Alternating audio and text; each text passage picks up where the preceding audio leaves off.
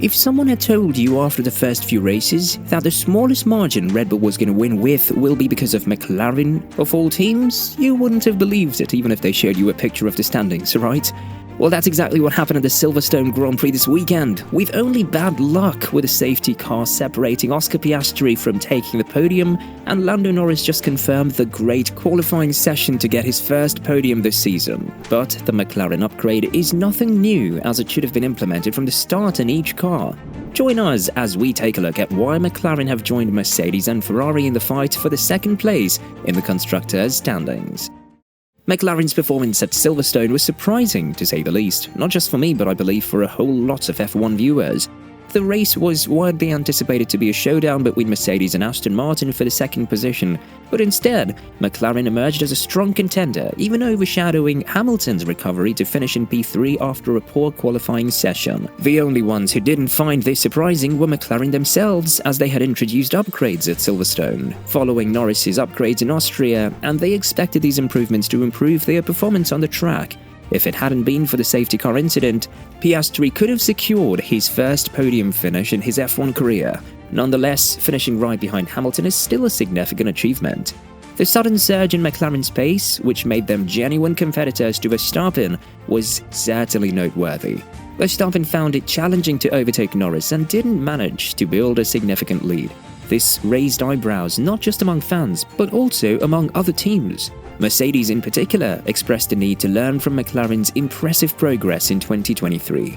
While there were initial doubts about McLaren's ability to translate their solid qualifying performance into race success, Norris and Piastri put those concerns to rest. They maintained a close proximity to Verstappen and built a significant gap ahead of Leclerc. The race at Silverstone demonstrated that the circuit can bring out the best in underperforming teams. Albon also performed admirably, finishing in P8 and securing a solid 4 points for Williams. However, the achievements of McLaren at P2 and P4 are considerably more impressive and have rightfully drawn attention and curiosity from teams like Mercedes, prompting them to question the progress McLaren has made at their working base. It'll be interesting to see how McLaren continues to build on this success in the coming races and whether other teams can learn from their rapid progress. When talking after the qualifying session, Russell went on to add, "Surprised by them. They've done an amazing job. Not too sure where all of that performance has come from, even last weekend, and their race pace was fast." That's going to be the interesting one because you often see teams go quick on a Saturday and go backwards on Sunday. I have a sneaky feeling that won't necessarily be the case with McLaren. It does really seem like the momentum has shifted for McLaren. Prior to the safety car restart, they managed to maintain their position quite confidently, a feat that seemed nearly impossible just a few races ago. However, the strategy did limit Norris's ability to challenge Verstappen, while also forcing him to defend against Hamilton. Zak Brown, CEO of McLaren, has expressed confidence in his team's recent performance, pointing out the relentless efforts back in Woking. According to him, the significant gains in the MCL60's aerodynamic concept have led to their success, and it's not far off when McLaren would be challenging for wins. He seems optimistic about the potential of Norris and Piastri to secure their first career wins in the near future. So is this a temporary high for McLaren, or are they on a track to put even more pressure on their rivals in the upcoming races? It appears that the developments and improvements that led to Norris's P4 finish in Austria signal more than a one-race show. The success is likely linked to the car's aerodynamic design and performance enhancements. Before the start of the season, Zak Brown publicly stated that the team had missed their target and predicted they would struggle until Baku, when the first upgrade would be introduced. However, the initial struggles McLaren encountered were not necessarily inherent issues with the car, but more of a temporary setback. Some have suggested that McLaren has adopted strategies and designs from Red Bull to boost their performance. Lewis Hamilton has even accused McLaren of copying the design of the Red Bull RB19 to the point of not being able to make the difference from one another. This could potentially be where McLaren's secret to their sudden performance surge lies. Moreover, the addition of fresh side pods, a new floor, and an engine cover to Norris's car in Spielberg, and subsequently to Piastri's car in Silverstone, have also likely contributed to the team's improved performance. A new front wing on Norris's car at his home race would have addressed some of the previous issues with the MCL60, such as understeering, braking difficulties, unstable corner entries, brake overheating, and hydraulic problems. Andrea Stella, the team principal, might provide further insight into where this extraordinary pace was unearthed. As we look towards the upcoming races, it'll be intriguing to see if McLaren can sustain their recent form and continue to challenge their rivals.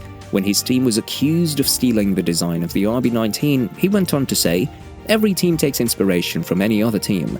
Teams are equipped to try and absorb IP from looking at the photos and from looking at the cars to display on Friday. So you do take inspiration from the other cars, but taking inspiration, or even looking at the photo, doesn't mean that you can copy the geometry. You install it in your CFD runs in the computer simulation or in the wind tunnel, and then the car lights up in terms of downforce. Normally what happens is the performance goes down because your car already is optimized around what you have done up until that point." It's clear that McLaren's recent success has sparked a lot of discussion within the F1 community. It seems their strategy to incorporate certain design aspects from the leading RB19 into their own car has indeed paid off, as evidenced with their strong performances at Silverstone in Austria. James Allison, the technical director of Mercedes, also acknowledged this, but cautioned that trying to directly replicate the RB19's features would lead teams down a more complex and potentially challenging path. It's important to note that copying another team's design in Formula 1 isn't as simple as it seems. The performance of an F1 car is dictated by a wide array of factors and components that need to work together harmoniously. This includes aerodynamics, engine performance, tyre management, and a multitude of other smaller factors. Transplanting features from one car to another without considering how these features interact with the rest of the car can lead to unexpected problems. As a result, the successful incorporation of design elements from the RB19 by McLaren is indeed a noteworthy accomplishment. When Stella continued to elaborate about the gains of the MCL60, he went on to say, "The key element is understanding that some concepts have more potential that will allow you to develop faster and for longer. And here is where you need to have the right people at the right place. I would like to mention one name here, Peter Prodromo, who is leading the aerodynamic development at McLaren. He's doing an exceptional job in terms of setting the conceptual direction, but also having organized and having inspired the entire aerodynamic group. I'm sure all teams got inspiration from looking at the Red Bull car, like they get inspiration from all the photos that teams get off any other car." Andrea Stella further pointed out the importance of adding a unique touch to the design elements borrowed from the RB19. While it's clear that the RB19's design works well, each team needs to adapt and modify it to fit their own car's specifications and characteristics. For instance, the downwash ramp sidepod design from the RB19 was adopted by McLaren, but the intricate complexities of Red Bull's floor design have yet to be successfully recreated by any other team. This raises an interesting question. Do other teams need to replicate the entire design of the RB19 to achieve similar aerodynamic advantages? McLaren's recent performance suggests that significant gains can be made by intelligently adapting certain elements without the need for a complete replication. This could pave the way for a new approach to car design and development in Formula 1, leading to more exciting competition in future races. What do you think? Can McLaren fight for P2 and even for wins soon enough? Let us know your thoughts and opinions in the comment section below, and we'll see you next time.